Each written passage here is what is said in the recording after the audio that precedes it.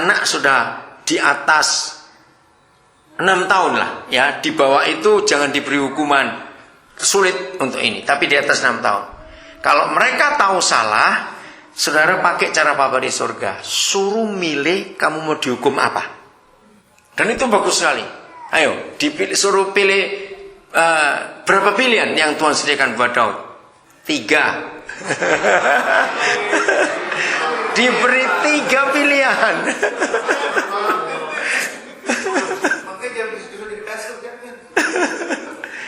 Oke, saudara. Nah, ini yang saya temukan. Ya, ternyata semua soal yang Papa sediakan buat kita itu maksimal 3, minimal 2, nggak pernah 1. Cari di Alkitab. Contoh waktu Tuhan Yesus memberikan persyaratan dalam Lukas 16, ya, dia beri 3 juga ujian itu. 1 ujian perkara kecil, 2 ujian harta orang lain, 3 uang.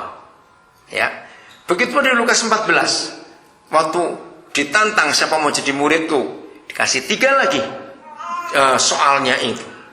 Ya, 3 maksimal dan 2 itu minimal.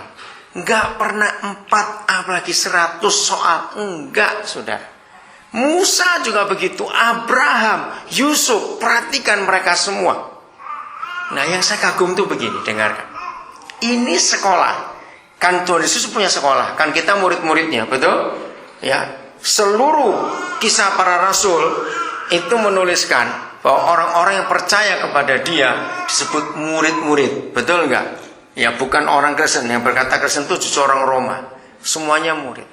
Nah, ayo kita mikir ini. Dengar ya, semuanya ini penting sekali.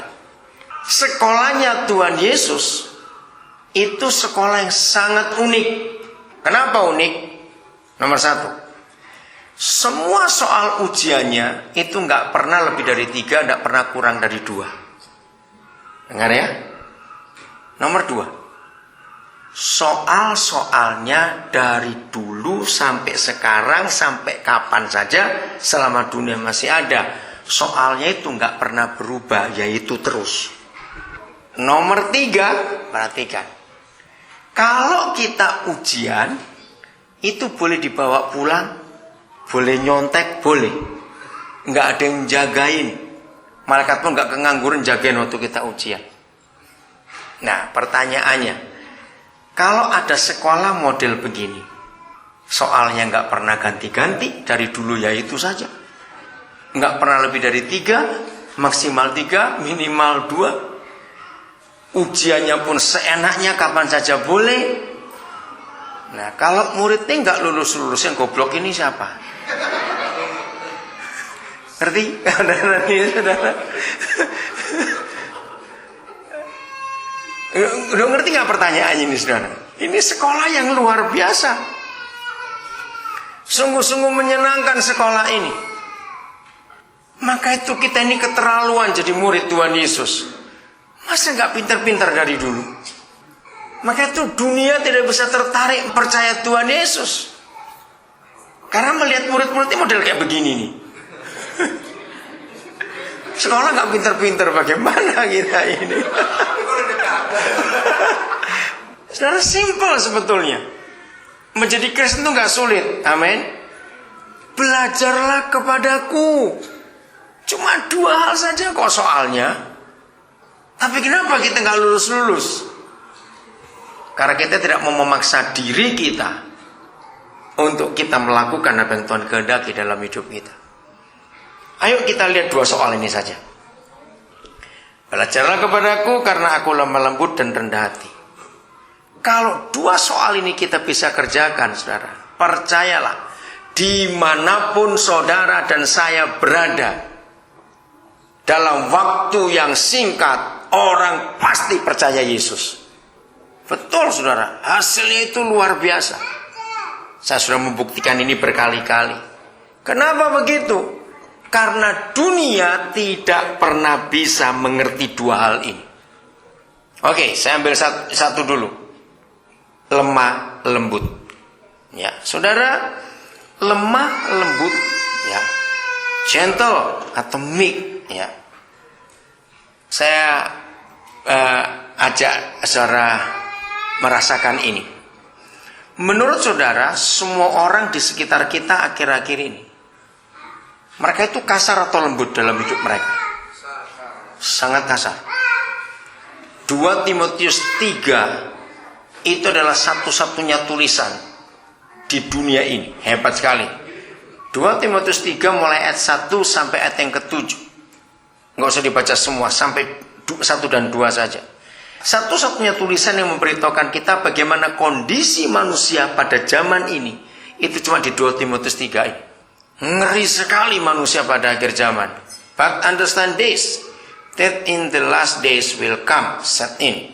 Various time of great stress and trouble, hard to deal with and hard to bear. Duanya. Nah, ini dia. Karena hidup makin keras, hidup makin ganas, hidup makin kacau, maka lihat, saudara baca ayat 2, lalu akan keluar satu kalimat yang selalu dipakai oleh manusia dan makin hari makin jelas. Karena dunia makin berat untuk hidup, dunia makin susah untuk hidup, semuanya serba kacau, pasti menimbulkan orang yang egois, cinta diri sendiri, jadi hamba uang, cinta uang. Apa kesimpulannya? Kalau kita keluarkan ayat 2 di 2 Timotius 3 ini, maka yang sering kita dengar, coba hari-hari itu, entah bisa berapa banyak kali kita sehari dengar orang ngomong, I don't care. Betul tidak? I don't care. Emang gue pikirin. Ini yang ada di dunia sekarang, saudara. Orang jadi jahat, orang jadi mementingkan diri sendiri, nggak mau tahu orang lain. Yang penting aku untung, aku beres, mau menderita urusan. Betul? Kalau kita lihat zaman sekarang ini, kalau toh kamu keinjek nggak apa-apa, salahku yang bisa di atas. Betul nggak? Itu manusia sekarang ini jadi sadis sekali. Nah, di tengah-tengah bangsa atau manusia makin egois seperti ini, contohnya kejahatan luar biasa, kriminalitas luar biasa, ngeri sekali. Tapi ini yang terjadi. Kalau kita punya hati yang lemah lembut, orang-orang di sekitar kita rasa heran nggak lihat kita.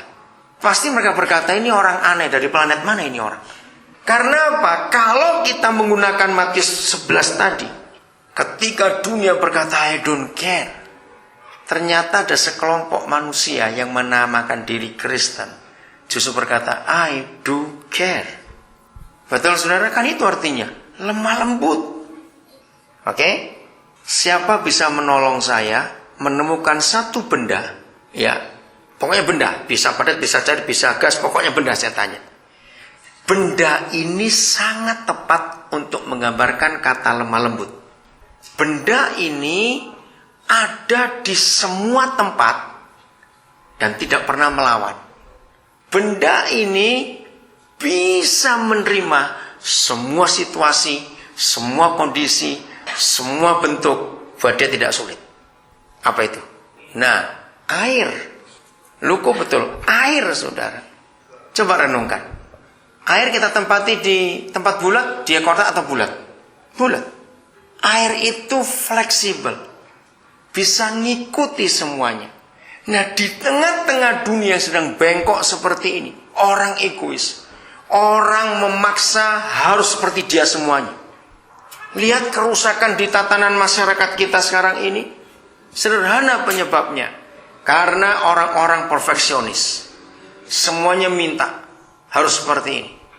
Dengan sistem yang ada sekarang, nggak ada orang kerja di dunia itu nggak stres sekarang ini. Kenapa? Karena sistem yang dipakai itu buat orang stres. Nah, sistem yang dipakai oleh semua bisnis di dunia ini, itu sebetulnya cocoknya hanya untuk mesin, bukan untuk orang. Ngerti maksud saya ini, saudara? Ya, betul nggak? Ya, yang kerja pasti akan tahu itu. Mau tidak mau, ketika sebuah perusahaan harus ganti sistem komputernya, karena kalau tidak akan ketinggalan, nggak bisa connect dengan yang lain. Yang stres siapa? Pegawainya. Belajar lagi. Wah, masing-masing antara perusahaan kejar-kejaran, mau siapa paling hebat. Stres, saudara.